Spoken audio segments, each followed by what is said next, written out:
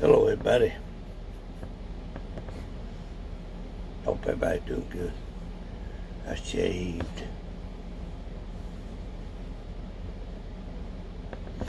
Trimmed lower my ears a little bit.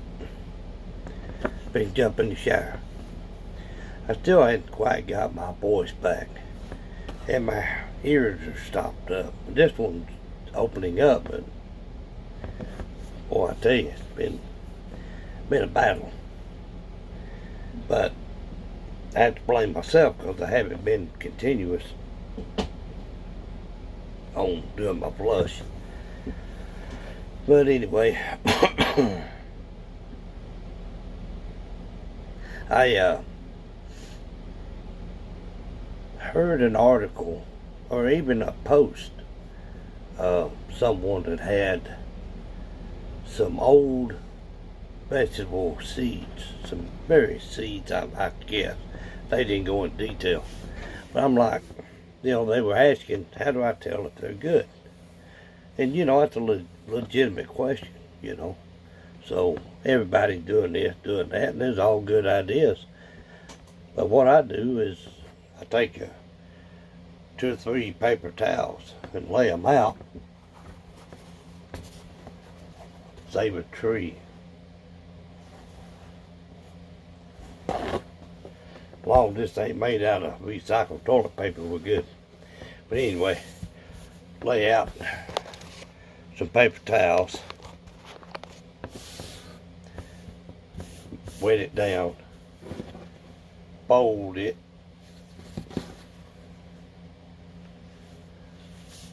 wet it down, just, don't want it dripping wet. And then you take another piece and cover them up.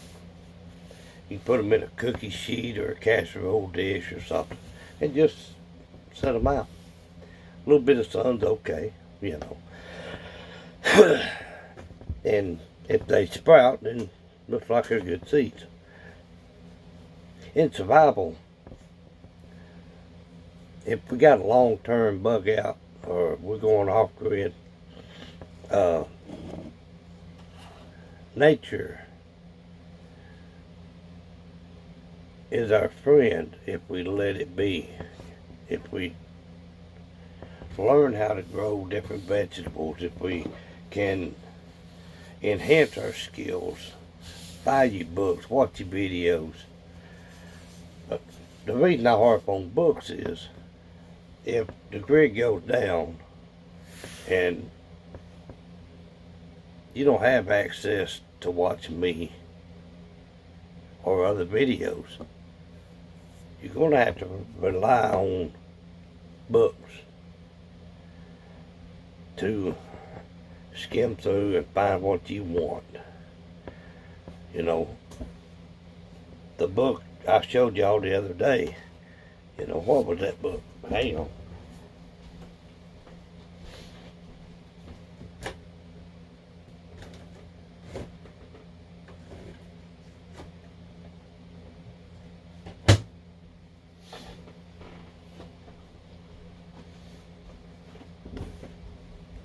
This book on herbs. I'm not going to read the whole book. In fact, I got to take it with me tomorrow. I'm going to put it in my bag because I see some flowers growing and they look familiar and I'm not quite sure, so I'm not even going to talk about it. They're kind of like a daisy, but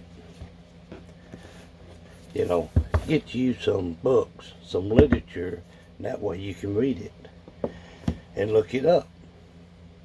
Flip through the pages. I love this book because it's got some real colorful pictures. And you can say, well, I seen that the other day. Just like the Yupon holly. I kind of had an idea when I seen the berries on it and stuff, and I seen birds eating the berries. I'm like, I'm going to check that out. Well, I got on Google and I got on some different websites, to verify, that is what it is. And I still have that up here. So, but think about it for a minute. They're finding, archaeologists and other trades in that field are finding seeds dated back thousands of years. They plant them and they grow. A seed is a miracle in itself, just like nature. Nature provides 90 some odd % of the time. If you have a poison, like a poison ivy or poison oak, somewhere in the vicinity of that is another plant that you can crush and treat poison oak and poison ivy. Yeah, there is. Nature can kill you, but yet it can heal you. And just like a seed, little old bitty seed, can turn out to be a bountiful plant that can feed you, that can give you nutrition, that can heal you. Isn't that amazing? I mean, that's the most amazing thing I've ever heard of in my life. That is a miracle, people. A seed. And like I said, they find them from thousands of years ago, and they plant them and they grow. That's the best part of survival. Being able to sustain some type of food source out of a little bitty seed. I'm just amazed. On Facebook, Barefoot Millers, they're on a couple, I guess one site that I know of is Casual Preppers. You have to be vetted in. So, you just can't go by there. I'm going to subscribe to that. I'm going to join that group. No. Because if you're one of them armchair people, and you go in there and stir up havoc, and belittle and bully, you're gone. And that's why I love that group. There's homesteaders, I think that's why Barefoot Millers are on. Homesteading. I'm on so many groups and I participate in so many groups. It's just like when I talk about YouTube. You go check out channel, click the like button. It may not have really sparked an interest, but like that little bitty seed, it's information that's planted. And that seed going to be dormant up in there. And then something going to spark it up. Something going to give it a little bit of water, a little bit of light. And that seed going to go poof. Hey, I remember that. Yeah. That's what information's all about. Just like that miracle seed. You watch these videos and you read these books. And you're like, well, I'll never do that. That's old school. But in dire need, that information seed is planted. And it's just going to sit there. And then that one time, you're going to be like, oh, what was that? What was that? And you say, I remember that. Yes, we got to do this. That's what information and knowledge is. And if you can't get on board with that, I'm sorry, I feel sorry for you. I do. Because I know I'm going to offend a few people, or a lot of people, but some people just can't grasp it. Even if you plant all these seeds up in here, and you got stuff growing out the ears, some people just can't let it get, And I'm not talking bad. There's just some people that are like that. And you can beat yourself to death. I've taught people, I've told them this is the way we need to do it. If you don't do it this way, you'll die. I mean, I've done everything in the world other than just slap them. It ain't gonna do no good. Some people just don't have it. But I'm hoping that you view this video and it sparks that interest and it puts that seed up in there and say, hey, Bug Out Basics said that. Cool. It's alright. So, but I'm just, Barefoot Millers, I hope it's okay to talk about, but they posted something about nature and it went straight in me, you know, because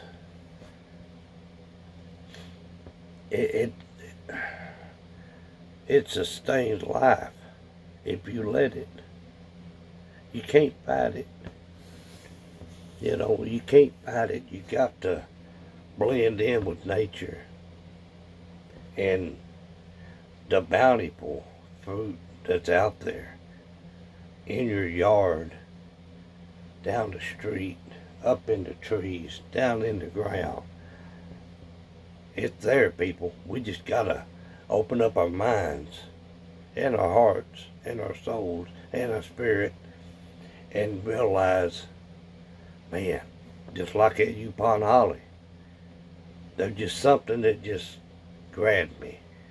You know, I'm sitting there in my truck, I'm Facebooking, I'm YouTubing, you know, and checking things out.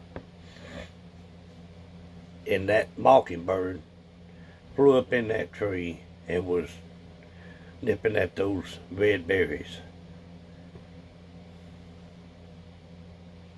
I'm looking around for somebody to tell, hey man, look at this. You know, and then research and come to find out that tree's goes back 10,000 years, people. Yukon Holly goes back 10,000 years. So, if you're out of coffee and H-E-B and Walmart and Kroger and Albertsons, all them stores, they're bare shelves. There's some bare shelves going on right now. And I haven't figured out why. I haven't done a lot of research. I'm just seeing pictures people are posting. And, yeah, okay. I'm sorry. You know, but I'm good. I'm stocked up. I've got a bunch of stuff. The way I look right now, I can go 4 months. That's medication, nutrition, and just general food. 4 months on that stuff. I am low on water. I got to get some water. I just, you know, I'm a tightwad. I'm not going to pay $4 for a 24 pack of 16.9 ounce water.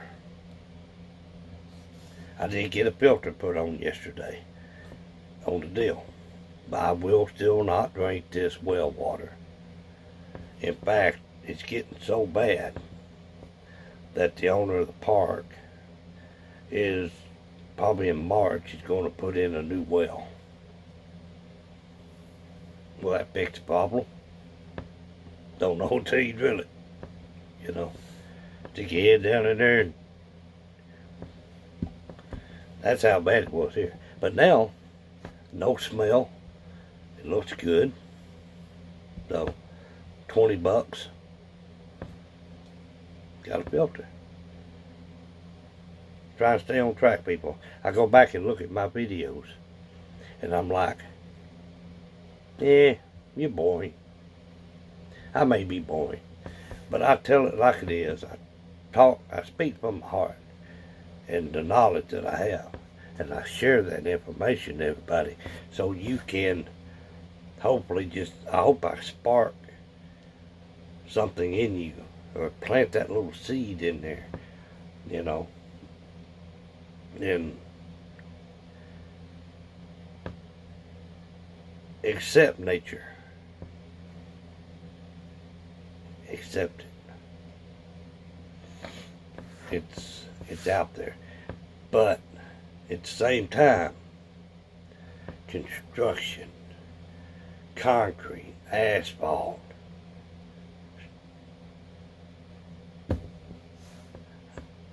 I can go a whole nother line on that.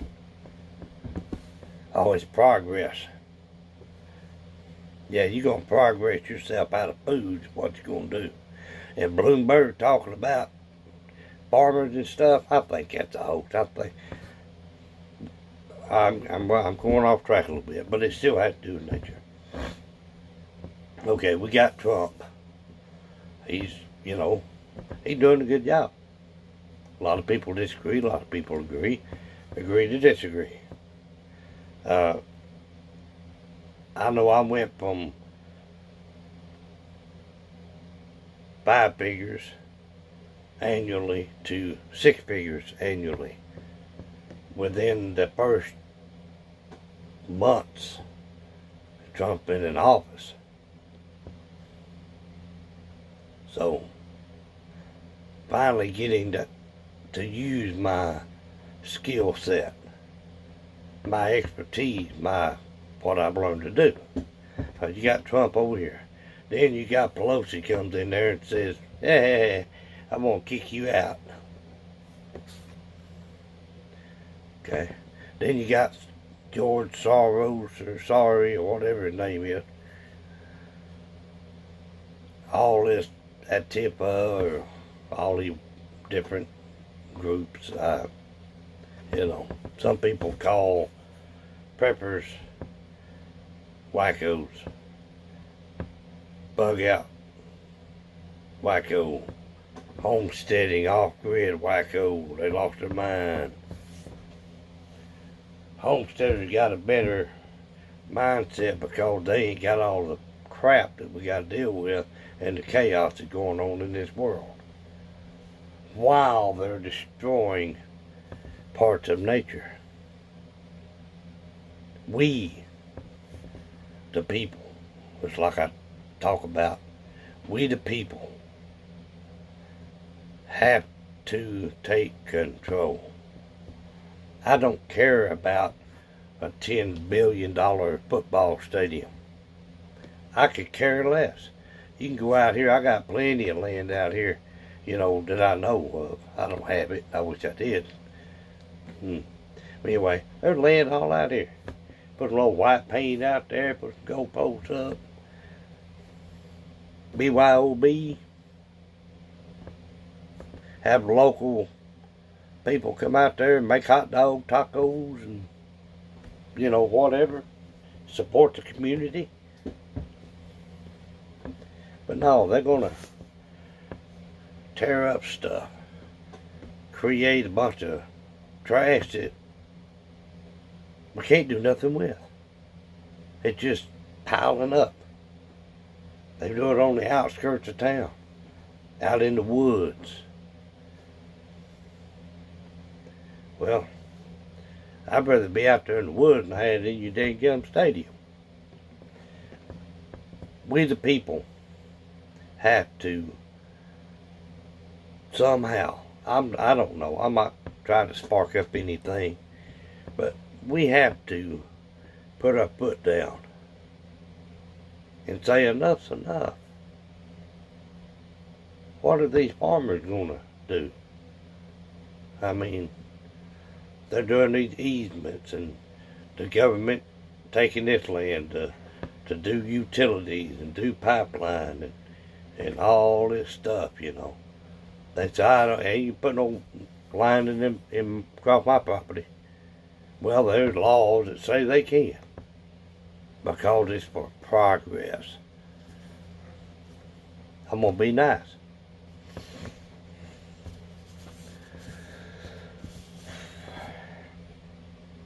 I would like for us, and I kick myself, but I'm prepared to take care of my family EMP, civil unrest.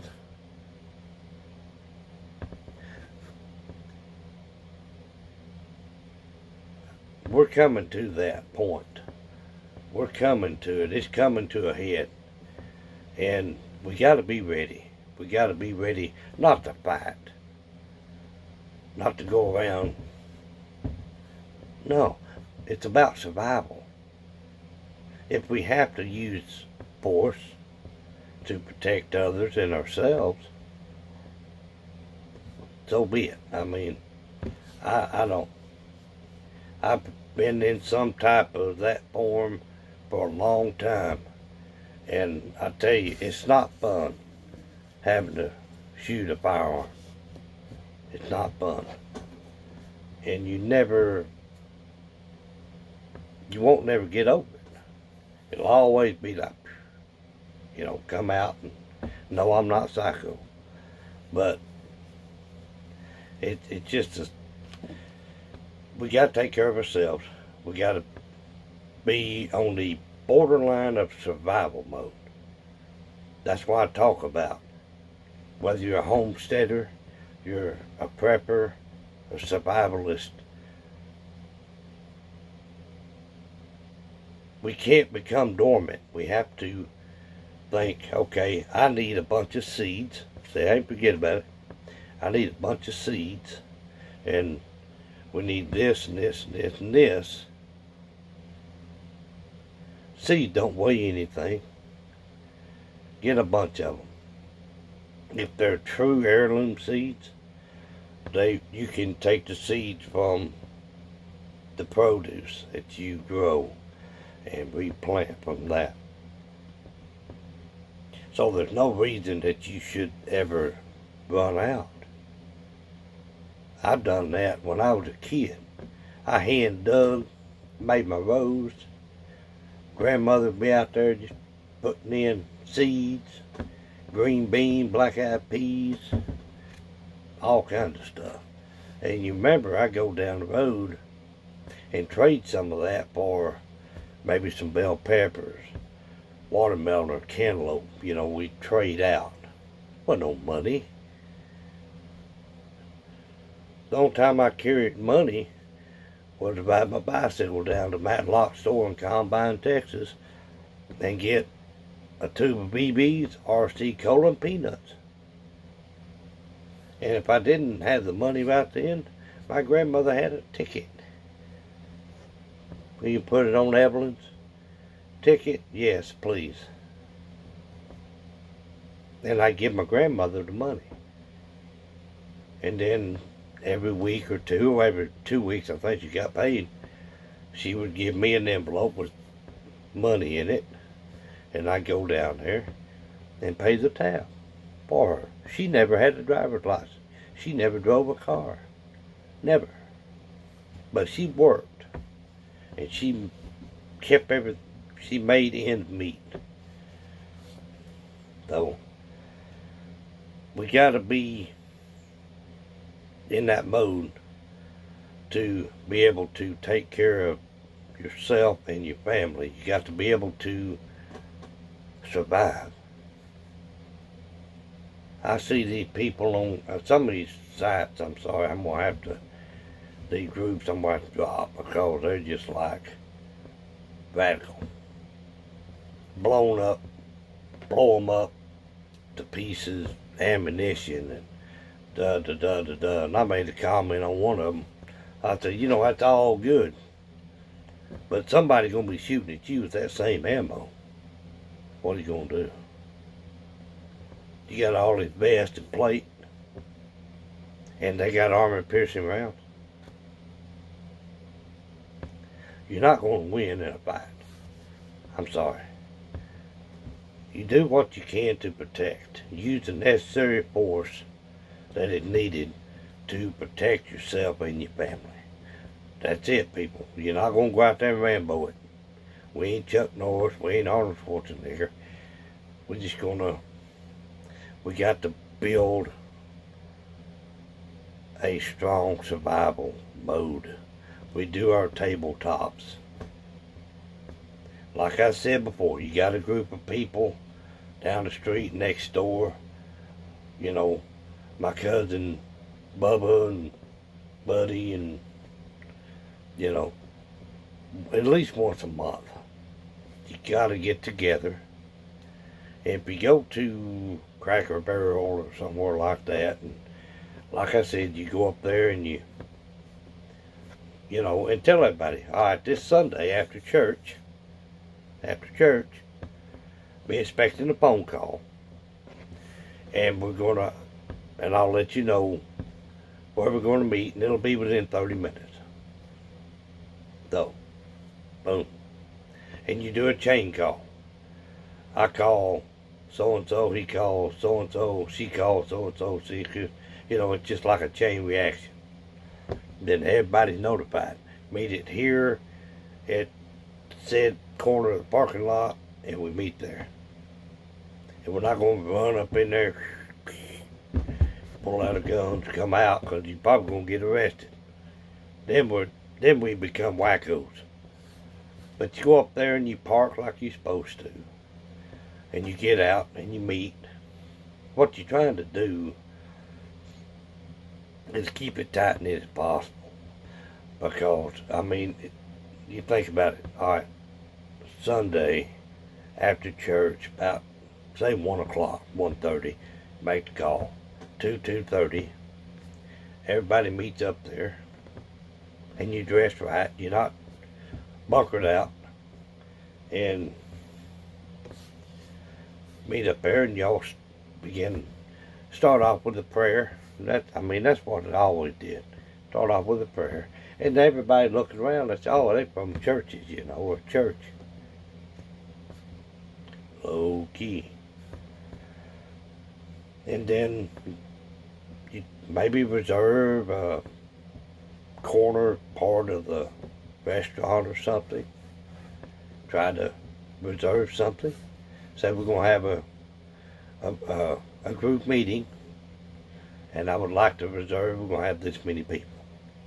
And we'll have 5 kids, you know. And then generally they'll do that if they're not too busy.